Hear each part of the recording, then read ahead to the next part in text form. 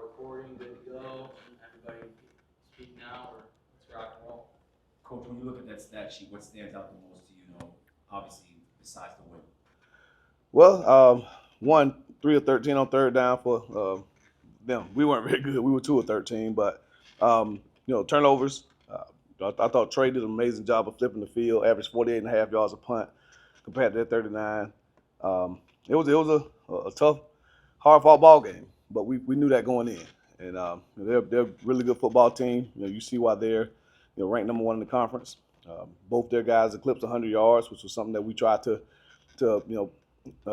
limit, but they did it on a lot of carries, and we said if they were going to get theirs, make them earn it. And for Cam to have 25 attempts, Caden to have 19, they went over 100, but again, both right at 5 yards an attempt. That's about as good as you're going to do against that bunch. So, KJ had a big time game.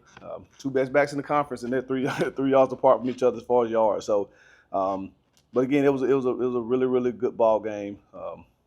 Great football to watch. It's old school football. Like I told the team, if you were born before 1990, this is the type of game you want to watch. But again, just so proud of the guys. So proud of the guys.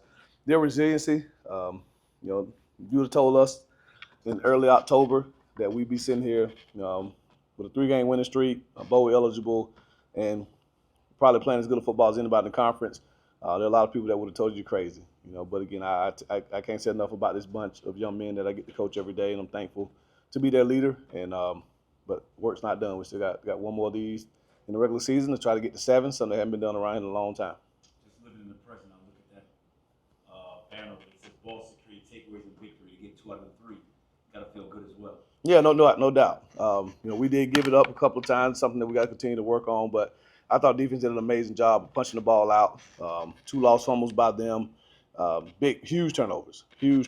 And, for us to get the ball and capitalize on those, that's what we talk about, points off turnovers. One thing to get them, but you got to capitalize, and we did that, So, again, great overall team win, complimentary win. And, again, this team is peaking at the right time. Coach, to have a running back like Keegan Owens, now the single season record holder for FIU in rushing yards, just talk about that feeling, knowing you coached what will be a very unique talent that we've seen here at FIU. No question. You can't take that away from him. He's in the record books, and he's earned every yard of it. Just a phenomenal young man. Works his butt off. Just his gratitude and appreciation is what sticks out the most about KJ. When he talked to the team, all the seniors got a chance to address the team, and he talked about being thankful that we as a staff believed in him. Because in the past that may not have been the case. And just the way he runs, I had no idea that he had broken the record. I knew at one time he was around 60 yards. He did rip out that long one there late. So I wish I would have known that in the locker room. Would have definitely honored him. We'll get to do that tomorrow. But just a phenomenal young man. Has a bright future playing this game. I don't think KJ's football career will end after these last 2 games. I think he's got a future in the National Football League. An underrated player today, I would say. Talk a bit about Trey Wilhoit tonight. 5 punts, averaging almost 50 yards per punt, 52-yard long. His longest punt being 50 yards. Talk about how important it was for him to really set Jack State back all those drives. No, it was critical. When you play a team like that prides itself on being able to run the ball, you got to make them drive the long field. And we talked about that. A 48.6 yard average is big time, but I think when you look at the fact that his long was 52, so that means all of his punts were around that range. I mean, it wasn't a 75-yarder, 60-yarder, and he hit a couple of 35 and 40s. No, he was hitting the ball almost 50 yards every time he was lining up the punt and just flipping the field for us, making those guys fair catch it, not have return yards. Noah Grant then making those guys fair catch, not being able to have return yards. And we talked about Noah and Trey being who they are and the weapon that they are for us. And like you said, 2 unsung heroes, but just happy to see Trey get back to the form that we don't come to know from Trey Wilhoit. Coach, after the Most State game, you told the guys you need to come together, you need to believe, you need to work harder. This is what you want. Talk about you haven't lost since. Have you seen that out of this group, and what does that mean to you? That your message was heard and received like that. Well, it means that the seniors took heed to it and they carried that message on. In that locker room, there against Missouri State, 3 and 6, 3 and 5, not really knowing what the future will hold, knowing that you got Liberty coming up, who's always really good, knowing you got Jacksonville State, who's number 1 in the conference. It would have been easy for those guys to pack it in. And the guys who are seniors saying, hey, this is it. The guys who are contemplating hitting the portal saying this is it. But they came together as a football team. They were challenged in the locker room after that game. And all like you saw, all they've done is put together 3 straight really, really good performances. And like I said, we're a good football team now. We're not just going out there and the ball bouncing our way. I mean, we're making plays, we're making great adjustments. The coaches are doing an amazing job at halftime. 2 weeks in a row, we've kept a high-powered team for the most part out of the end zone in the second half. So that's a testament to Coach DeWitt and his staff and the job that they're doing of making adjustments at halftime. So just proud of the guys, happy for them. This is something that we wanted. This is something I know our administration wanted. I didn't say it publicly just because, again, didn't want to jinx it. But that was probably the first thing that I heard when I took the job here was we got to get to a bowl game. And I kept it close to the vest. But I know that that's what Panther Nation wanted, was a chance to get to a bowl game. And we've accomplished that goal. Not done, but it set a great foundation for the future because bowl games now should become the norm. And now it's about championships and building a championship caliber program that this time of year next year we need to be in the hunt for the Conference USA Championship. Take us through the Pat Staley touchdown. Well, you try to come up with these creative names for plays, right? I've been doing this for 20 years now. When you come up with some type of gimmicky play, you give it some name, the team you saw run it, where the kid's hometown is. You come out with all kind of crazy names. This play was called Chad Touchdown. That was the name of the play, Chad Touchdown. And it was one formation. We practiced it that way for the last couple of weeks. And, of course, we got down there and was like, hey, let's run it. And, great for him. Just an unselfish individual. Offensive lineman who moved a tight end, who's in our big packages and on special teams. I mean, Ross Fournette, Bobby Sala, Jose Corbo, just the unselfishness of this football team. To be seniors and not have a marquee role as far as, being a KJ Owens type or Brian Blaze or Johnny Chaney, like they're just under the radar guys that really, really help this team win. Without them, we're not the team that you see because everything they do, it doesn't show up on the stat sheets. And for Chad to get a touchdown, and we almost got a delay a game on the extra point because everybody was so excited for him. But they're great for him. It's a memory that he'll be able to take with him the rest of his life. One of the biggest plays of the game in the fourth quarter was that 64-yard touchdown from Alex Perry, who not only outran the defense, but also basically carried the guy to that zone. Talk about that play with how much of an impact it was and how much of an impact Alex has had over these past few weeks as he's continued to improve over the course of the season. No question. He's really become one of the more dominant receivers in this league. And for him to have that huge play there in the second half gave us a ton of momentum, gave us the lead. And again, our defense really got behind this team when that happened. But that's the ability that Alex Perry has. He's 6'5", he's 210 pounds. As you can see, he can run. And he's played some really good football in the month of November. So happy for him. He works his tail off, and I think Alex, with continued development, can be the next guy that will play this game once his FIU career ends in the National Football League. So, just that's the goal. That's what you want to see from these guys. But he's a grown man out there, and we got to continue to move him around, get him in position because he's a mismatch problem. And he's really starting to see the God-given ability that he has and how he's able to take over football games. Talk about how do you think you guys handled Cook? I know he had 138 rushing yards, but still fumbled on back-to-back drives. I think it was just how big were that for those 2 turnovers for you guys? One of them, I think, set up the touchdown. Yeah, well, the biggest thing is, like I said, he's going to get his yards. Like I don't think, only twice this season has he been held under 100 yards. So the goal was if he gets over 100, that it needs to be with over 20-some carries. Like you can't let him get 18 for 150 or 17 for 135. Like he needs to be over 20-some carries, which means that they're giving the ball to him, that we're tackling him and limiting his opportunities. So, he had 25 carries. He lost 8 yards. I don't think he's had a game this season where he's lost 8 yards. And so, again, for us to be able to get to him, get him on the ground, he did have the 132-yard run there late. But, again, all in all, KJ had 135 and 6.4 average. So you look at the two top backs in the conference. I think 5 might have outdone 4 today. So that was huge for us. But again, defense is up to the challenge. Again, I told them this in the stat game. You can't come out of this game looking at stats because they're going to get theirs. They've gotten them all year. So the fact that we gave up 251 rush yards and 138 from Cam and 100 to Caden, we got the most important stat, and that was a W, and they had to earn it. So just happy for the defense. They played their tails off. They fought. They competed. They got hurt and came back in the game. I mean, they showed a grit that as a head coach, I'm really proud to see. Just talk about how important this is, special this is for you. Not a lot of first-year coaches come into a situation where they go bowling in their first year, and for you to do that, just how important is that for you?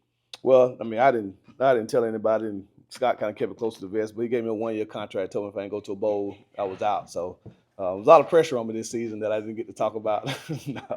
No, again, I joke. It's not about me. It's definitely not about me. Never has been. It's about these young men, just them being able to come into this room every day, take the message that we give them to chase excellence, to be the very best that they can be in everything they do. The qualities, the characteristics, the traits that this game teaches them will make them be successful men in life, and that's really what it's all about. So it's just rewarding that they get to display it on the football field. And we say the way we do anything is the way we do everything. And so when you do good things seem to happen to you. And this team practices hard. This team loves each other. They sacrifice one another, and you see that showing up on Saturdays, and that's the reward for me. So it's not about getting a 6. It's not about getting to a bowl. It's great. I mean, make no mistake about it. Great to know that we're able to go to a bowl, but to see where this team has come from, that's the reward for me. The bowl is the reward for the administration, the fans, the kids. Seeing how far these guys have come is the big reward for me. You talk about how far they've come. You've been preaching, and the whole staff. The fourth quarter has been a huge thing the entire season. These last 3 games, I mean, I know you said you haven't played perfect, but the fourth quarter has been pretty close. Just talk about your team's ability to finish in the fourth quarter, and that's kind of been what you've been looking for all year. Yeah, no doubt. I mean, finish is one of our 7 F's, and so just being able to win the fourth quarter. We talk about starting fast, which is scoring on the first drive. We did that. Winning the middle late, we were able to score coming out of halftime, and then winning the fourth quarter. Those are the 3 parts of the game that we say we have to dominate. And for those guys, again, early in the year, you didn't see that fire in their eyes when the fourth quarter came. You didn't see that belief. But as we've continued to grow and develop and truly understand what it takes to play 4 quarters of football, you see it now. Like, there was no panic 2 weeks ago or last week. There was no panic tonight. We went into the fourth quarter. You saw the guys excited about going out there and taking the field and getting a big stop. So it speaks to the leadership that this team has. It speaks to the closeness and that first F in our program, which is faith, because it is easy to look at the scoreboard and say, well, we're out of it. But for those guys, they don't look at the scoreboard. They just look at the fact that we have 15 minutes left. And like I told them, this is the last time we'll play on Pitbull Stadium this season. They're going to rip that turf up at some point here in the next couple of weeks, and this is the last time that they'll be on that turf.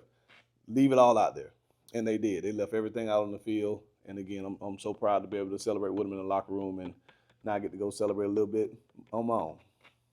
When it comes to your defense, a lot of the success has come from your linebackers in the secondary, whether it be a Josiah McGrew, whether it be a Sham Sterling in that last defensive play, the pass break, whether it be Johnny Sweeney Jr. Kind of just talk about the importance of the linebackers and defensive backs being so versatile, whether it be in the run defense or as pass defense. Well, I mean, I'm so proud of Josiah McGrew. We've known since he stepped foot on campus that he's a ball hawk. I mean, he's leading the conference in interceptions, one of the top freshman interception leaders in the country. But the last 2 weeks, he's had 10 tackles because we played teams that were going to run the football. And he had to be down in the box. He had to mix it up. And as a 19-year-old kid, getting in there and battling with 2 really, really good running backs, again, speaks a lot about the type of player that he is. Of course, we knew Chaney, Josiah, we're going to have big games. Chaney with 8 tackles, Josiah with 9 tackles, 8 solos, and a sack. He had a big-time game. And then Mr., again, early, struggled a little bit, but really settled down. And, again, huge play there at the end. And like we said, it's not about how you start, it's about how you finish. And, again, it speaks to his character of not not living in the past of they caught some balls on him earlier, missed a couple of tackles earlier, but we talk about being your best when your best is required. We needed Mrs. Best on that play. They ran that play. That's the first time they got into that formation. Everybody knew what play was coming, and we were able to break on the ball, push the guy out of bounds, get the ball back to our offense, and we were able to preserve the win. So just 59 minutes. You're tired, you're sore. He don't have the green dot, so nobody can talk to him to be dialed in to know what play is coming. In that critical situation, speaks to him, speaks to our defense, to our coaching staff, and the job they've done. Just so proud of those guys. Talk about how important it will be for this coaching staff to sort of to have this team not look ahead to the bowl game, especially with the Sam Houston team upcoming that only last week was able to knock off a team like Delaware. Yeah, I mean, again, we don't know what bowl we're in, so we can't look that far ahead. I mean, we always talk about being where our feet are. Like, we're not even thinking about Sam Houston right now. We got 24 hours to celebrate this one, and we're gonna celebrate it. Right? When we come back tomorrow, the guys will come in and they'll lift weights like they always do on Sunday. They'll go get treatment. They'll come to us about 2:30, and we'll turn the film on. We'll watch today's game, and when we have that 4 o'clock team meeting, we'll put it to bed. Right? But until then, we're gonna go get us some cold beverages. One or two more, Coach? You mentioned delay of games earlier. I believe FIU was handed one or two of those by the officials who, on some plays, gave Jacksonville State quite a bit of time to substitute some players on defense. What were your thoughts on those penalties? Maybe some of the conversations you had with them regarding that. You ain't finna make me get my bowl bonus to the officiating crew, so they did an amazing job. They did a great job tonight. Man, we gotta make sure that we're aware of what's going on in those situations to get the ball snapped. That's all I'll say about that. So it's on us. If they think we sub, they're gonna stand over the ball. Whatever it is, what it is. So again, they have a tough job. We know they have a tough job. Try to be consistent, and it's our job to overcome anything that happens in the game, and whether that's officiating, whether that's a turnover, being down, or whatever it looks like. So the resiliency of these guys to be able to overcome moments where we're not in the best situation. Again, that's the character that this football team has. We are joined at the podium by true sophomore Josiah Taylor. Before I get going, I think it's worth mentioning Josiah Taylor had 9 total tackles, 1 sack, 3 tackles for loss, and a forced fumble tonight. Josiah, maybe just an opening statement about what you saw out there. Huge win for the team. You're going bowling. Just talk a little bit about it. First off, I want to thank my Lord and Savior Jesus Christ. Without him, I wouldn't be able to go out on the field and force a fumble, make a sack. So he's the reason why I did that. And just the teammates. When Chaney went down, it's just like I seen defeat in a lot of people's eyes because he's a big part of our defense. Like, he's the rock of our defense. He runs our defense. He's the head of our defense. So I seen people went down. I see like faces get low and it just encouraged me just to lead the team and turn the team up and just play harder because my brother's down. So other than that, everybody played hard. We had fun, and I'm just ready for next week, honestly. Can you just talk about the defense last couple weeks, especially in the second half? Seems like you guys have been able to find a different gear and really be even more dominant than you have been. Just talk about maybe some of those second half adjustments, or is it just simply you guys are getting better, seeing what the other team is doing over time? Yeah, so honestly, we had a meeting. The whole team had a meeting. And after that meeting, we decided to lock it in. And I think our turning point was honestly Middle Tennessee. We came in at halftime and, energy just wasn't there. So we just realized as a team, we got to pick it up. And as a team, like, that's speaking defense, offense, special teams. So after that moment right there, like, everything just picked up. So that's the reason why for that. What is this moment like for you? You're obviously here. Last year, it's definitely a different feeling this year. New coaching staff versus you with Willie. What's it been like for you now? You're going bowling. It's an amazing experience. We worked hard for this. Obviously, we wanted the conference championship, but we can't get that. So the next thing is making a bowl game. We didn't do that since 2019. So honestly, just like I'm just happy, honestly. I'm just happy for the team, happy for everybody. In the locker room, I saw, and I see someone else up here as well representing Sebring, Yeah. the football program that you came from. I think you had a bunch of players here today as well. Yeah. Josiah, just talk a little bit about that, being able to do that in front of a bunch of people that I'm sure have been around you maybe your whole life. Yeah, so when it comes to like the support, I'm always thankful for the support. But honestly, when I see like younger teammates that I played with, my dad, my brother, my cousins, like people that support me, it just makes me want to play harder for them, you know. So with them being there, it really honestly helps me a lot. Take us through the forced fumble. Honestly, I was just trying to make a tackle, and then I seen the ball right here, and I was just like, let me just punch it, and it came out. So and we got the ball back. So One, one for four, Jack State on fourth down. Just talk a bit about how you guys were able to lock down the Gamecocks on fourth down, including two of those moments. The first being the goal line stand early in the game, and of course the second one being the last one that sealed the win for FIU. so the first one was an amazing play by uh, Mister and Josiah. I think I'm pretty sure those two. I know Mister, like I don't think he made it, but he got him off track, and then or he flipped him, and then Josiah came in and finished it. So those two guys are the reason. So they that was a big play for us because we just gave our offense the ball back, even though it was at the one, but that's still a stop, no point. So and what was the other question again? The final The fourth final? down stop. Yeah, that play, yeah, that was just a good play by Shamir Sterling. I understood what they were doing. I was trying to yell out smash, smash, but I guess nobody heard me. But that was a great play by Shamir. Perk went down early in the season. You stepped in. You played for him. Johnny went down. You got in there again. You're able to make a huge impact. I see guys on the stat sheet like Dante Anderson making big plays today. Steve Shannon. I mean, guys that maybe are a little bit of unsung heroes of this team. You're just talking about the defense as a collective unit Yeah. and the faith that you have in really everybody around you. Whoever's got to be in the game to play well. So one thing Coach Willie says before a game, you have your starters, right? Like, yeah, I'm starting, but when I get out and Percy get in, he's starting. If you got our freshman quarterback, C5, if he's not starting now but gets in the game, he's a starter. So it's just like when it comes to that, just everybody's good. Like there's no drop off. Just like I'm pretty sure Coach KU said it about the D line. There's no drop off. We got our safeties, our backup. You know, like everybody's just prepared for the moment. So the whole defense, we're just locked in. And next year we're losing some guys, but we're gonna be okay.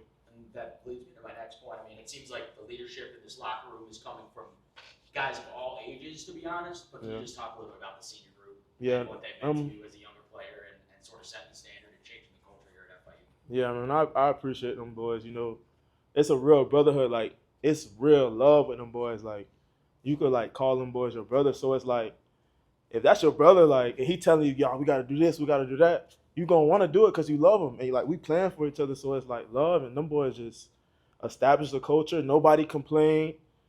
Everybody followed. And we just got to work. So. It feels like every week from the beginning of the season until now, you constantly improved, you constantly, whether it be your run defense, your coverage, you constantly got better.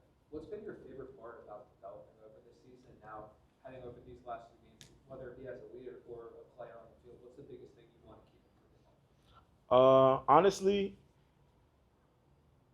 when it comes to like improving, I make a mistake every game. I learn something new every game. It's crazy. Like it could be something I never knew, but when it comes to just improving, it's just really the experience of it. My favorite part has been the experience, like being in a big time game. I remember last year, like we was in the big time games. I was like, dang, like I really want to be a part of this.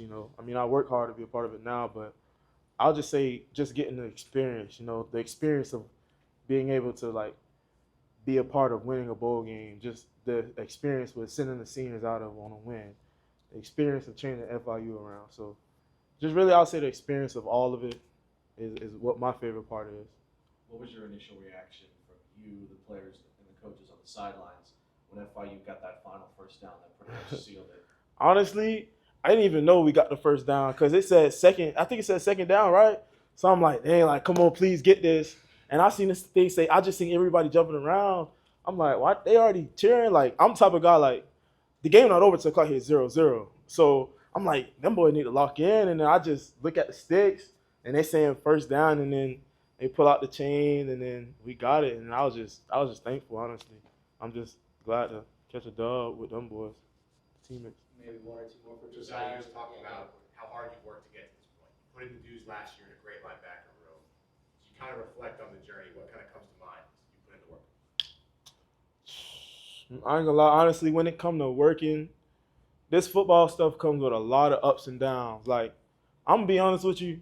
You can ask Coach Gomez. Like, I didn't know if I was gonna play a lot, because obviously it was Percy and Cheney. Those are the guys, and there's nothing wrong with that. Those are my brothers, so I'm gonna support them. But like, it's just a lot of ups and downs. So I'm just grateful for the adversity that I had to go through, the missed tackles I had in practice, the bad days. I'm just grateful for the bad days because it brought me to this, and I'm just thankful for it all. Give a little love to Johnny here. How much has he helped you as a senior on senior day, guiding that middle linebacker room? He hey, that boy like that. I ain't gonna lie to you. We always watch each other in film, and I try to pick up on certain things he does because he balling right now. So I really watch him, and right now I'm watching his leadership. So for next year, I could replace him when it comes to leading people. All good with Josiah Taylor, true sophomore, mature beyond his years, and been an outstanding player for FIU this season. It's been a pleasure to watch Josiah, and the best is still yet to come for you, man. Appreciate y'all. Thank you. very much. Thank you so much.